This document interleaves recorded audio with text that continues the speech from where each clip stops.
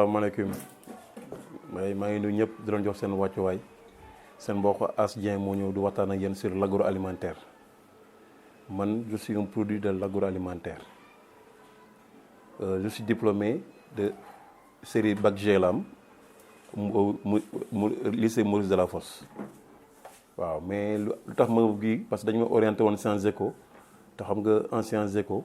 ñun mat fin Bac G mat fin ngay def quoi loolu moo taxoon j'ai écouté mes études parce que j'appartiens à une famille nombreuse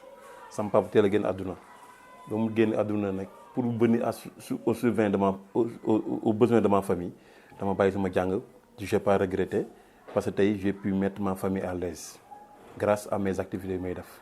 ba ma bàyyee je suis allé à l'Institut de technologie alimentaire mooy ITEA j'ai fait un renforcement de capacité de formation en produits laitiers fruits et légumes ba léegi je suis un formateur am na si secteur yu bëri ma leen def ay formation privée am na un réseau bu nekk HLM bi ñuy wax Rosé Doole Yaakaar Adja Diosi Bey je suis le formateur principal en fruits et légumes on peut apprendre li jàngal jigéen ñi ak góor ñi comment on fait un sirop garder ko pendant 1 an du yàqu comment on peut faire un jus de fruits di ko livrer du yàqu comment on peut faire du produit crémier le yaourt brassé le yaourt ferme yooyu yëpp dañ koy jàngal ñi waaw loolu man maa si yëngu di si liggéey pendant des années waaw léegi tout récemment avec la suppression des emballages je me suis rué vers la pâtisserie waaw pâtisserie bi laa luy commencé di ko def te c'est un produit je propose un produit de qualité boo xam ne les gens apprécient parce que man lépp lu may def rek parce que étant un formateur da ngay xool l'hygiène les différents types de contamination chimique physique biologique yooyu yëpp da nga koy xool waaw affaire lekk la depuis 22 ans 25 ans maa ngi siy yëngu yàlla mi ngi may sutural j'ai un réseau de distribution ba muy commencé j'avais commencé avec un vélo mais xam nga dans la vie lépp looy def rek avec détermination abnégation rek da ngay xam fi ngay dem tey je suis fier ma fierté xam nga mooy lan j'ai su créer de la valeur ajoutée ma fierté mooy lan je suis employé des jeunes qui travaillent avec moi ma fierté mooy lan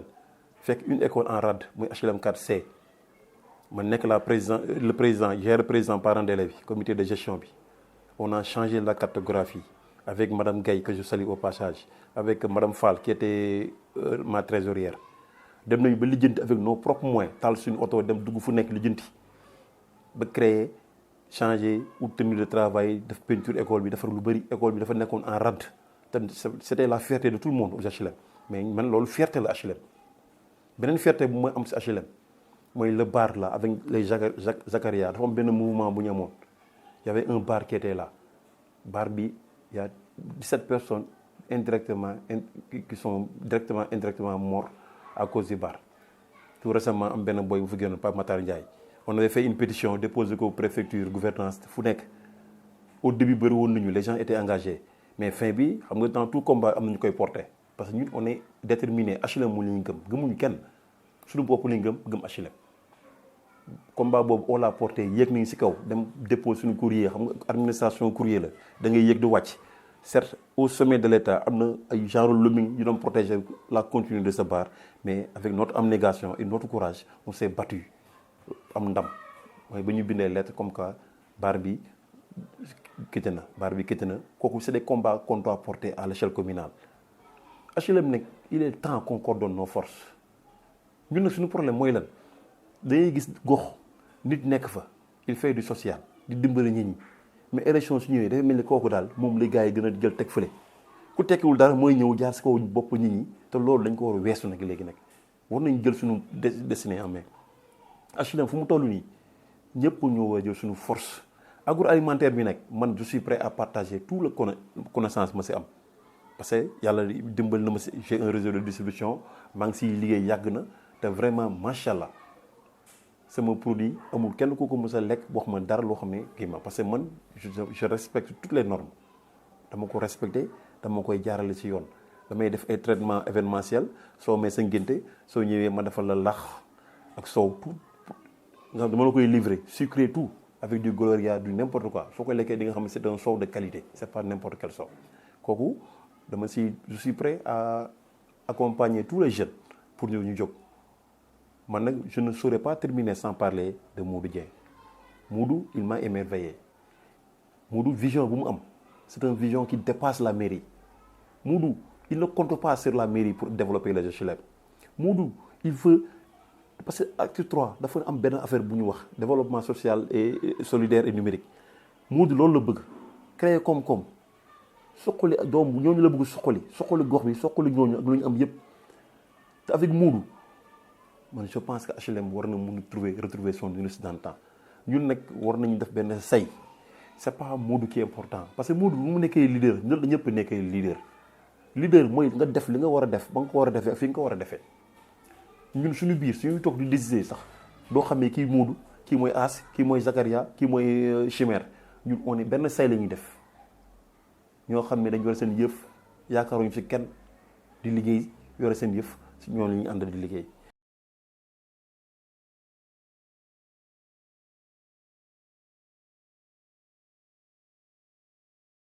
waaw jeunesse bi il faut ñu jox leen travail jox leen dara lu ñu jàpp nit ki il faut l'apprendre à pêcher que de lui donner du poisson man ba may politique loolu moo taxoon na pour solutionner la problématique des jeunes formation def yëpp jàppale ñi pour ñu dem mais le problème est resté intact man soo gisee ma gis ak Moodu bi jour moo ko njëkk a rencontré man dama nekk APR di liggéey ma ànd ak Cheikh Mbaye tamit maa ngi koy saluer au passage quelqu'un qui a beaucoup œuvré pour HLM socialement il a aidé pas mal de gens mais tamit du mu am jeune du wax lu mu def c'est un gars boo xam ne macha allah mais le problème man dafa am leneen lu ma kii mooy développement moom laa gëm te vision bu ma gisee Moodu gis ma ko si kenn Moodu dafa ànd benn vision boo xam ne il est en train di jël doomu HLM yëpp ñi nga xam ne dañu yore seen yëfu bopp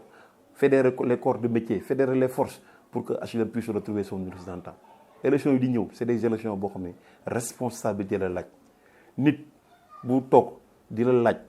yow nga dénkaante li ngay dénkaane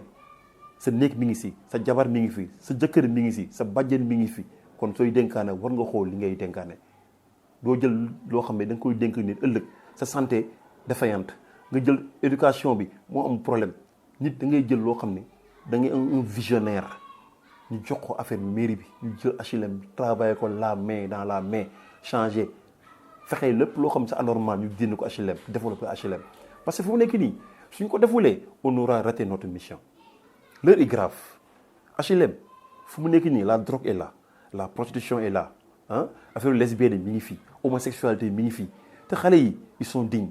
mais suñu leen bàyyee pour combien de temps ils vont tenir parce que les gars ils sont prêts à donner des millions pour changer xale yi te am na foo xam ne on ne peut pas te duñu mën a téye nañu jéem a xool comment faire pour fexe ba développer suñu HLM mais loolu lu koy indi yëpp mooy problème stade bi HLM on est la seule commune qui a un stade de football décret moo ñu jox stade bi on est la seule commune qui ne joue pas au football parce que développement jeunesse bi la les jeunes occupent 70% mais jeunesse bi amatuñu loisir amatuñu fu ñuy footballer amatuñu dara on est une commune boo xam ne tout est en location la commune est en location la police est en location mais HLM xool espace yu nekk fii sur la corniche on donne ça à des borom oto yi du n'importe quoi xoolal suñu corniche yu mel par rapport aux autres corniche de rêve les gens n'osent pas faire des promenades la nuit parce que tellement que y a des badauds y a du n'importe quoi là-bas stade bi nekk suñu stade la woon on a signé te ku fi suy ñëw ñun dañuy lijjanti ku fi képp ku prétendre diriger cette mairie là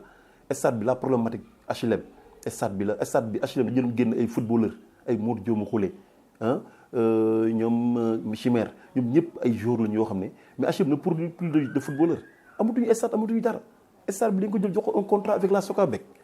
Socabek devait construire 529 cantines bi ñuy signé contrat bi ñun chance bi ñuy am sur le plan juridique on peut le casser te on va le casser mooy Socabek ba muy signé contrat bi le maire qui était là Pape Dieng n'avait pas signé ce contrat parce qu'il avait des problèmes avec problème Idriss Seck moo taxoon mais loolu suñu chance la mais problème bi stade bi avec l'acte 3 le maire est compétent pour nous donner des informations par rapport au stade pourquoi il se tue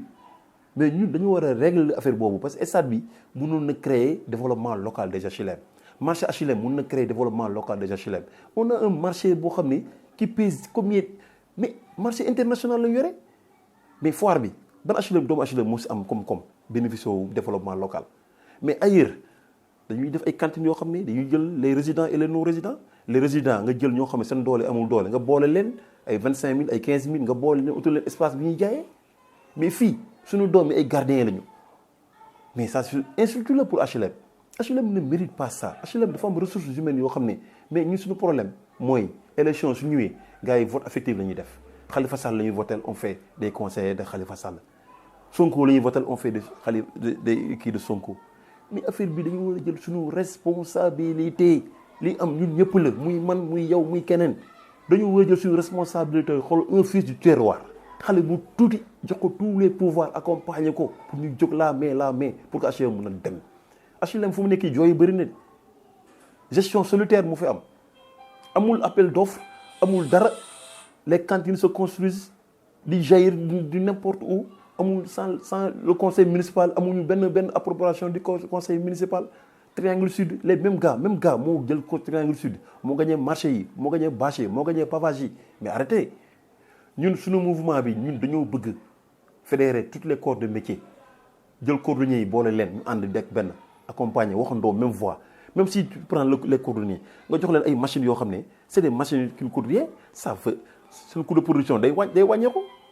su ñu amoon coût de production boo xam ne ça peut coûter ay 2000 francs avec la machine mais seen coût de production 1000 francs la day yokk seen koom-koom Modou xoolal projet bu muy indi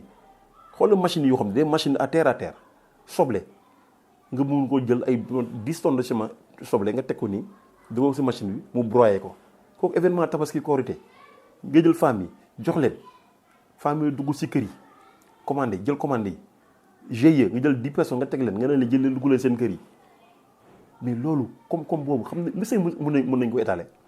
groupement d'achat taal sa oto nga dem au niveau des Niayes jënd soble jënd carotte jënd lépp des fois le coût de carotte le kilo ça te coûte 200 francs nga dem marché Castor ñu ko jaay 250 suñuy jëlee xale yu dugg jigéen ñu dugg si koñ yi jël les commandes di ko jaay 200 francs tu penses que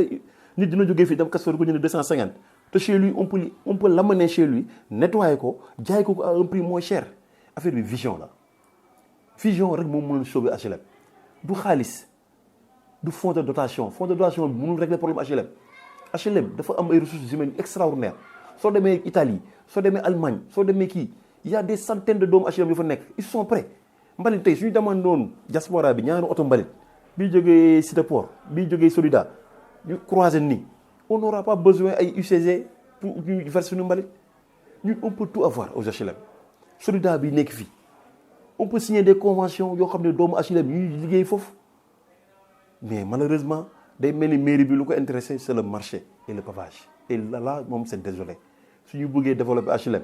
dañuy jël koo xam ne l'homme qu'il faut à la place qu'il faut Modou Dieng man dama ko naw parce que il a su partir de rien du tout il a su créer de la valeur ajoutée tey doomu HLM ñu fi prétendre diriger mairie bi yëpp kan moo fi employé 10 personnes 15 personnes combien de jeunes Modou a employé aux HLM combien de jeunes Modou a formé